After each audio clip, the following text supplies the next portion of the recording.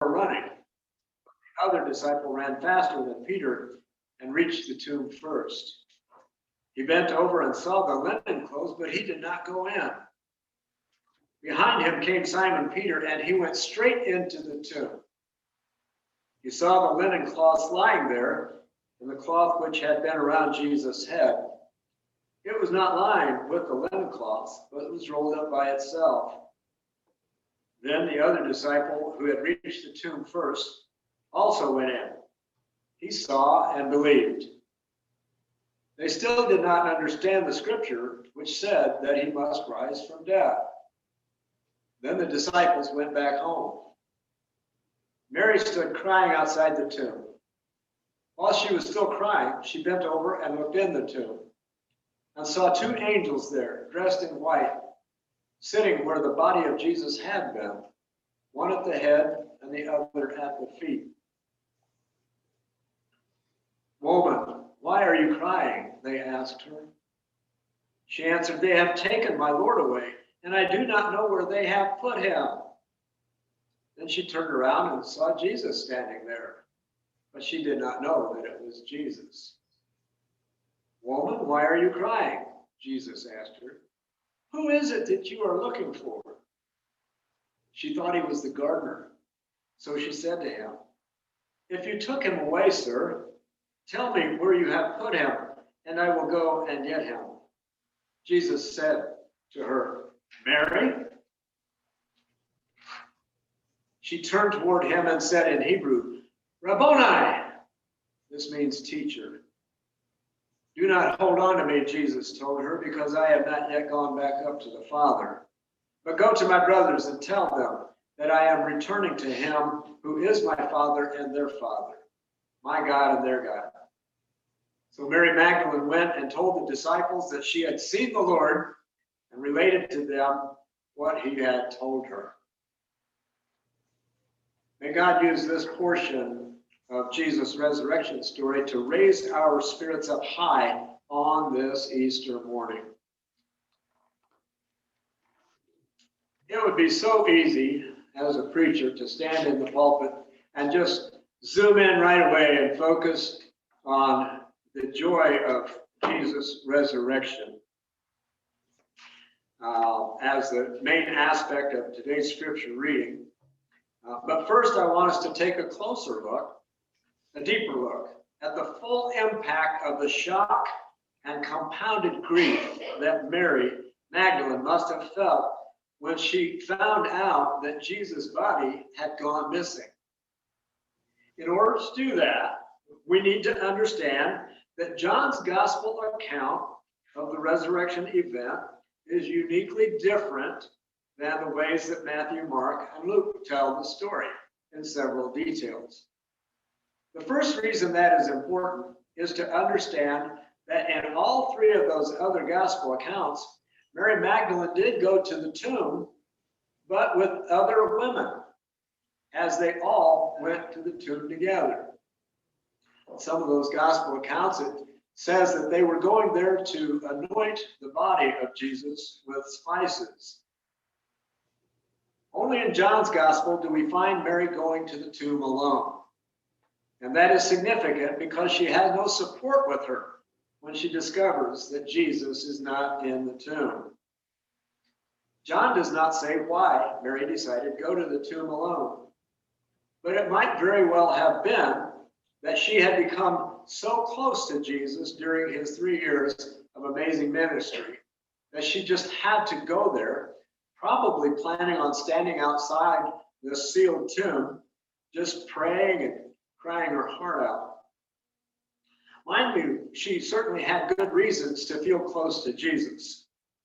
In the Gospel of Luke, chapter 8, verses 2 and 3, Luke tells us that Mary Magdalene was possessed by 7 demons and that Jesus drove those demons out of her, thus restoring her mental sanity and her wholeness. Luke goes on to say that Mary Magdalene and several other women, whom also had received healing miracles from Jesus, then traveled with him and his disciples, using their financial resources to support Jesus' ministry. There are other clues in the gospel stories that point to how close Mary might have been to Jesus. First of all, she was mentioned by name in all 4 of the gospels, a total of 12 times. That's more than any other woman was mentioned by name except those in Jesus' family. It's even more times than most of the disciples themselves were mentioned by name. Now, as you well know from your own personal experience, the closer you are to someone, the greater the grief and the sorrow that you feel when they die, as well as the shock you feel if it happens suddenly and unexpectedly. We need to understand and remember, Mary was there when the crowd shouted, "Crucify him." She was there when they arrested him, when they beat him with a whip that had metal shards. She was there when they nailed him to the cross, mocked him, and insulted him. When he drew his last breath and was taken down from the cross, Mary was there. And when they laid him in the tomb and rolled the huge stone in front of it and sealed it shut, she was there. All of that excess trauma revolving around his death created an overwhelming sense of what is referred to as compounded grief. Now, on top of that, she finds that Jesus' body has gone missing. I want to share with you a story that happened probably around 1980. My mom and dad had moved back to Tennessee after his retirement. He had one sister still living down there, my Aunt Bernie Davidson. Her husband had died a few years before that. My Aunt Bernie, the little house just right off of Highway 70 that runs between Woodbury and McMinnville, Tennessee. And my aunt, who was older than my dad, she had started developing dementia, as so many people do when they get older, and they didn't know near as much about it back then as they do now. That was 40 some years ago.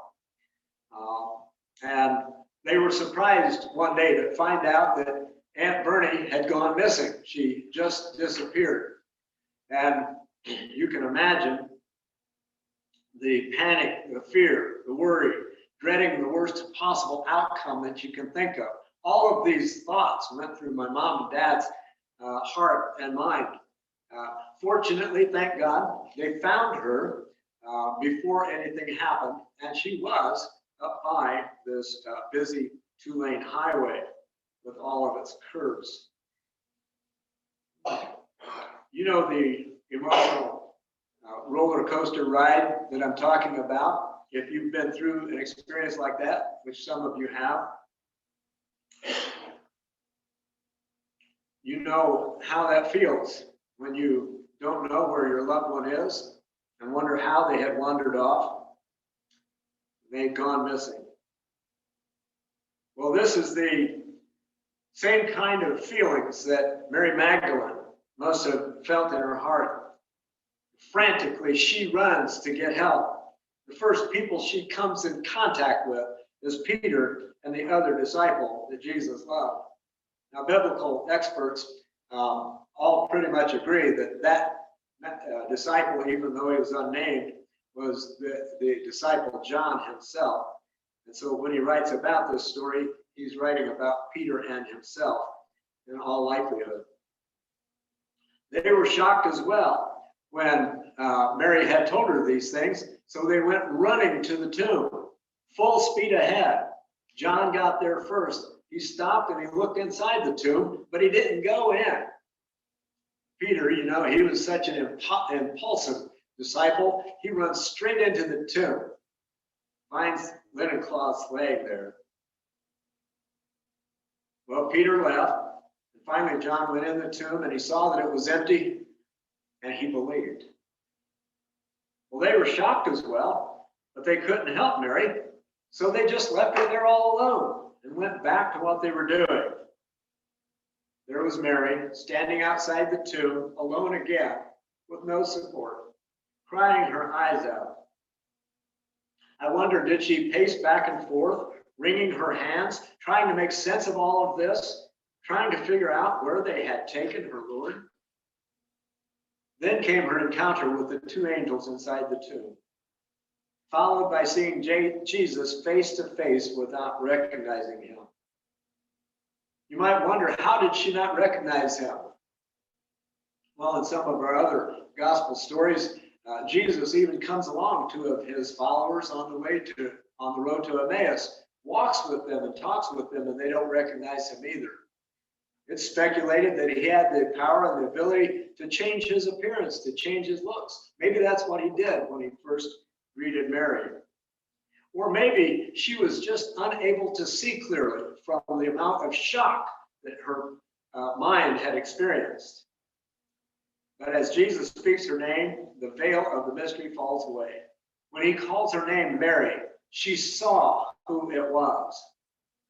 From grief and shock to sheer joy in the blink of an eye. She must have run towards him because Jesus stopped her. No, don't hold on to me yet, for I have not yet returned to the Father. Today we celebrate with Mary Magdalene the joy that she experienced, the wonder, the miracle of Jesus' resurrection. We look back over the details as recorded in the Bible, and we might even reflect on some very difficult and traumatizing times in our own lives that we have had in our walk with Jesus. Maybe it's been the death of some of our loved ones, or the end of a relationship, the loss of a job, not knowing what to do next. Whatever situations we've been through, some of that stuff in our lives might have been very close to pushing us over the edge, so close that we might have even felt like Jesus had gone missing in our lives. Where are you now, Jesus, when we need you? Well, truth be told, he never went anywhere, because he'll never go missing on us. He hung in there with us until we came out the other side of whatever trauma we've been through and found a resurrection of our faith, a strengthening of our belief in God, and a desire to improve our relationships with all of God's children around us. Once again, we see his hand of mercy. We hear his voice cheering us on, and we know for sure that he is always near, especially when we need him the most. Come, let us stand together if you are able, and sing our hymn of invitation on page 226, He Lives.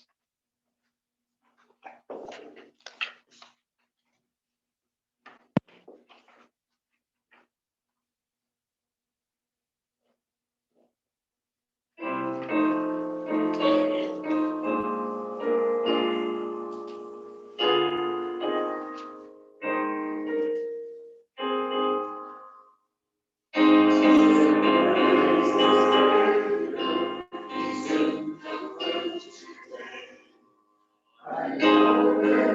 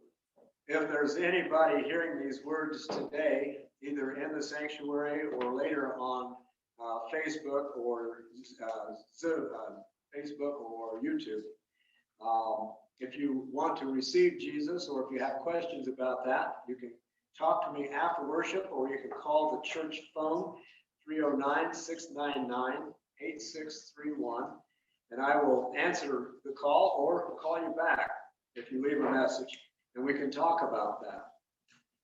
If you're receiving Jesus into your heart and want to make arrangements for your baptism, we can do that. If you're already a baptized believer and looking for a church home, we would be glad to have you join us simply by coming forward and expressing your desire to be one of our members. Go forth into the world now that Easter has sprung, now that the sun has risen from the tomb. Lift your hearts, lift your spirits, and greet all of God's children with the love of Jesus Christ in your heart.